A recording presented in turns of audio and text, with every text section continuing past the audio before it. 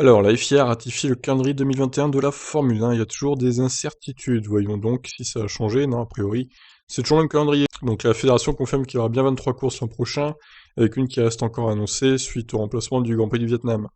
Depuis hier, le Grand Prix du Brésil à Interlagos s'est confirmé pour 5 ans supplémentaires. Ça, c'est très bien. Très bon circuit. L'Arabie Saoudite est aussi confirmée en fin de saison. Et le seul circuit qui reste à homologuer pourrait causer une éventuelle et très improbable annulation. La dernière incertitude concerne Barcelone et le Grand Prix d'Espagne. Le Conseil mondial de la FIA a ratifié le calendrier alors que les négociations commerciales continuent encore entre la Catalogne et la FOM. Donc évidemment, hein, sous réserve que le Covid ne perturbe pas encore certaines courses, même si maintenant, je pense que... Enfin, il y a toujours beaucoup de cas, mais la F1 a mis des procédures en place pour éviter justement de reporter des courses ou des annuler. Donc ça, c'est pas mal. Donc on commencerait le 21 mars, dimanche 21 donc, avec l'Australie.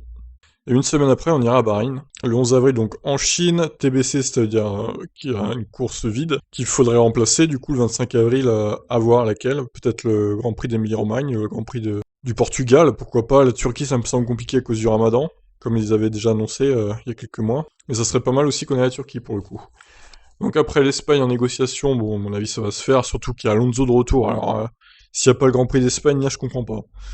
2 semaines après, il y a Monaco. Ensuite, Azerbaïdjan, 2 semaines encore. Une semaine après, il y a le Canada. 2 semaines après, il y a la France. Une semaine après la France, c'est l'Autriche. 2 semaines après, le Silverstone. 2 semaines encore après, Hongrie. Puis on fait une pause. Le 29 août, la Belgique. Une semaine après, les Pays-Bas. Une autre semaine après, l'Italie. Alors, je remarque qu'il n'y a pas trop de triple leader, visiblement.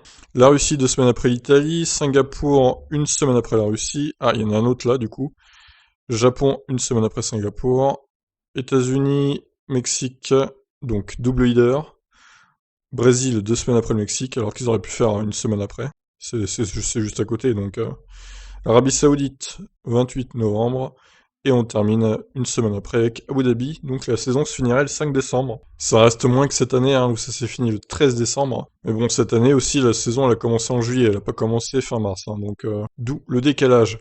Alors perso, j'aurais peut-être mis Bahreïn en triple leader avec Arabie Saoudite et Abu Dhabi. Je sais pas, moi j'aurais plutôt fait ça comme ça. Par exemple, l'Arabie Saoudite le 28, le 5 décembre Bahreïn et Abu Dhabi le 12 par exemple. J'aurais peut-être plus fait comme ça.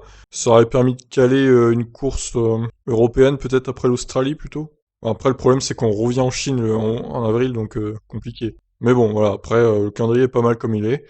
Espérons que cette fois il y aura toutes les courses de prévues pour la saison prochaine. Je vous laisse réagir. Qu'est-ce que vous en pensez de ce calendrier 2021 de la Formule 1? Ciao ciao.